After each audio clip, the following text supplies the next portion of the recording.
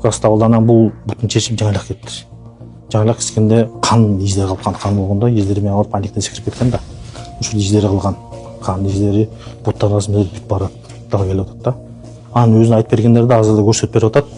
Кантип өлтүргөн, кантип чапкан, тигини кантип өлтүргөн, кантип кирген, каяктан чыгып кеткен, каяка барган андан кийин да ошонун баары далилденип, ошонун баары тасталган немелерди биз көрсөтөбүз азыр. Шектүү кармалды. Биз да коомчулуктан да суранганбыз. Ушундай видеолорун да бергенбиз, сүрөттөрүн бергенбиз, анан фоторобот да кылып бердик. Бул ошол жерде көргөн кишилердин болжолу менен 60% окшош деп ошол сүрөттөрүн бергенбиз. Ошонун негизинде анан биздин коопсуз өлкө долбоорлор иштеп жатат да, ошол жерде бир топ камералар бар.